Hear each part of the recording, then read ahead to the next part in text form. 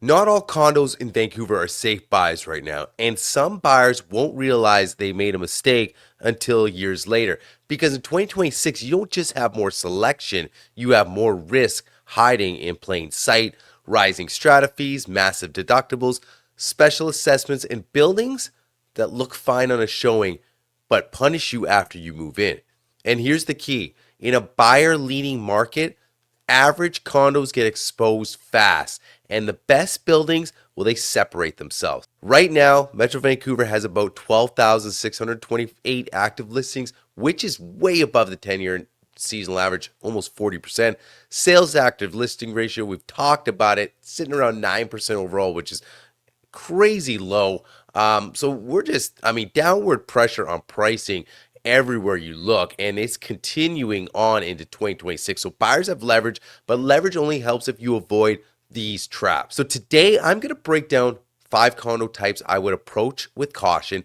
And after each one, I'm going to compare it to a smarter alternative for you guys so you know what to look for instead of just avoiding certain things. At the end, I'll give you the 3 condo profiles I like most in this Vancouver market. So let's get into it. Okay, so my first one on the list is older wood frame buildings with high moisture exposure and how I compare them to concrete. Let me start carefully. This is not me saying wood frame is bad.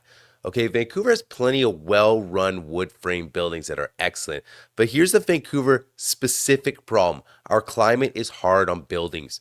We're a rain city. I'm not going to break down the stats, but we get a ton of rain a year, like 170 rainy days. That's a common benchmark in a year. And we've also got real history here. The leaky condo crisis in BC heavily impacted multi-unit buildings built roughly in the mid 80s to early 2000s. 45% of strata units built in BC between 85 and 2000 leaked. So what's the trap? The trap is buyers see a cute 90s wood frame at a good price, but they don't price in what happens when the building hits major maintenance cycles: roof, balconies, windows, envelope, membrane, drainage, rot repair, and insurance gets weird on top of it. What I look for in these buildings: has the envelope been done, and how recently? Are the strata minutes filled with water ingress, balconies, windows, parquet leaks? Is the contingency reserve fund actually strong, or are they hoping? Are there big deductible numbers sitting in the insurance section? Okay, so that's something I want to avoid. Now here's the comparison: concrete versus wood frame. Why concrete often wins long term, especially for your end user, which is a lot of people are end users in today's market. Concrete buildings generally have better sound separation. That matters for lifestyle and resale. Concrete structures are typically less vulnerable to the same type of building envelope failure patterns you see in older wood frame stock. Buyers often perceive concrete as more durable, and perception affects resale demand. Okay, important nuance here: concrete is not maintenance free. Concrete towers can have expensive projects too: elevators, parquet membranes, plumbing systems, exterior maintenance. The difference is, when you're buying for long term stability, concrete often gives you more predictable buyer demand at resale, especially in Vancouver. So my rule is this: if you're considering an older wood frame, I'm not saying don't. I'm saying you better have clean documents and proof the building has been proactive, not reactive. Okay? Let's get into the second one.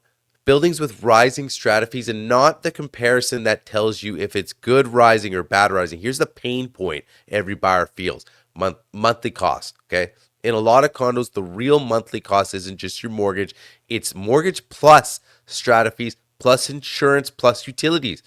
So the trap is this: buyers fall in love with the unit and ignore the pattern in the strata fees, because today's fees doesn't matter as much as the direction of the fee. Okay, if the strata fee have jumped hard in the last 2 to 3 years, it usually points to one of 3 things. Okay, deferred maintenance catching up now, right? 2, insurance premiums and deductibles rising, or a very weak contingency or reserve fund. Okay, now here's my comparison to that: a bad building, fees rising, fast and minutes full of "we need to look at this, we should get a quote, we'll revisit next meeting." A stronger building, fees rising, but the minutes read like a business. We tendered work, we scheduled it, we completed it, and the reserve plan reflects it. But rising fees can be responsible if the building is funding its future properly. But in 26, with lots of selection, you can choose buildings where fees feel stable and explainable, not chaotic. Okay, here's the third one. Buildings with big insurance deductibles and water claim risk and how that hits owners directly. This is one of the most under discussed condo risks. Every strata corporation must carry insurance under the Strata Property Act requirements, and BC has clear guidance on this. But what buyers miss is the deductible side of the equation, especially when we're talking water damage. In BC, owners can sometimes end up personally exposed to strata insurance deductible liability depending on circumstances, and industry guidance has been warning owners about this for years. So what's the trap? You buy a condo, then a leak happens, and suddenly there's a deductible number that can be tens of thousands or much higher in some buildings, and it becomes a massive financial stress point. So let's look at comparison, okay? Here, the riskier building, okay, huge water deductibles, repeated water claims over time, older plumbing systems, if we're talking about an older building and has frequent issues, lots of leak talk in the minutes when you're going through the minutes with your agent. A safer building, stable insurance history, clear maintenance schedule, and proactive plumbing and mechanical planning, okay? Fewer repeated claims. This is a big end user pain point, in my opinion, because it's not theoretical. It affects your monthly fees, your resale, and also your stress level. And again, this is something where you really got to focus on the minutes when you're going through the strata documents with your agent should be going through that. And anything that pops out like this potentially or should be a red flag, and that's something we just don't need to deal with, especially again guys, there's so much inventory in today's market, but this is also for even in a chaotic market. Even if we saw things 4 years ago, it's just to give you, hey, we can walk away from this building, because once you get in a building like this, it's a lot harder. So I'm giving you the exit strategy or the exit vision as well, because there will be a time where you might want to exit, and then, knowing, hey, this could be a hard sell down the road. Here's number 4 for me. Some people might disagree, but this is for high-rise towers for end users, guys, and why I often prefer low-rise concrete for lifestyle and resale stability. This one's going to ruffle feathers for sure, but hear me out, okay? High-rise towers can be great, but they're not always great for end users. High-rise towers can be great, but they're not always great for the end user, especially in a market where inventory is elevated and buyers have options. So what you're asking me, what's the trap with many towers? Well, more shared infrastructure, elevators, mechanical systems, parkades, amenity spaces, higher operating complexity, and sometimes bigger ticket maintenance projects that don't feel personal, but you still pay for them. So again, let's do a little comparison here. So high rise end user downside, okay, elevator dependency, and elevator projects, again, they're not cheap.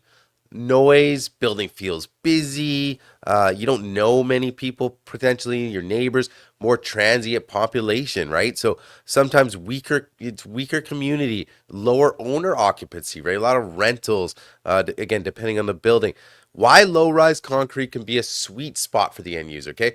Often they're quieter day-to-day living, right? If that's what you're looking for, you're going to get that over the tower. Fewer systems to maintain compared to a massive tower, okay? Can attract longer-term owners. And in a softer market, well-located, low-rise concrete can hold buyer demand really well. Again, not always, but as a general end user preference trend in Vancouver, low-rise concrete in strong neighborhoods can be a very stable play. Number 5 for me, investor heavy buildings. I know investors are going away, but there's still those buildings that are out there, and why owner occupied buildings usually perform better again when the market softens. So when the market is ripping upwards, investor heavy buildings can feel fine, right? But when the market cools and inventory starts to rise, the buildings feel it matters more, right? So the trap with the investor heavy buildings, you're asking me, it's a high turnover, right? more wear and tear in the building for sure, less consistent pride of ownership, and sometimes more volatility in resale because more units are competing as rentals or quick resales. So that's just something to think about. So investor heavy buildings, right? They feel like a rental ecosystem. Compared to owner occupied buildings, they feel like more of a community. And that tends to protect value over time because end users, they're emotionally buying lifestyle and again, not just, spreadsheets, what they can get per month. Okay. So let's land this with what I actually really like. Okay. Because this isn't about fear, it's about being selective while you have leverage. And then it carries over to when the market starts getting hot, we're in these cycles, you kind of know what to look for. Because at the end of the day, if you're looking to exit, you don't know when you're going to want to exit. It could be a hot market, it could be a buyer, seller.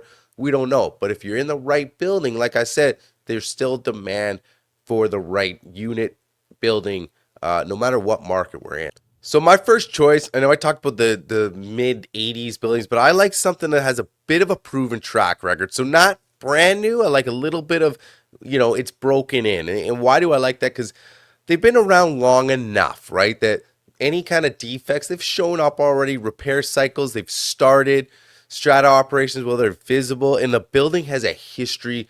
You can actually evaluate it, right? So you're not guessing, you're just verifying it. And so, if you see the history, it doesn't look good, okay, well, let's walk away. But if you see something with a history, a strong strata, a strong contingency fund, a reserve fund, it's something to consider in the right neighborhood. Absolutely. I tend to choose this. I like this over, say, brand new or even 1 or 2 years old. Something that's broken in a bit. Second one, owner occupied and again, financially strong stratas. Again, like I want to see a healthy contingency reserve, clean minutes, proactive planning, stable insurance profile. Look, in 26, the building's financial health matters almost as much as the unit now. So that's really my focus. How healthy and how proactive are these stratas?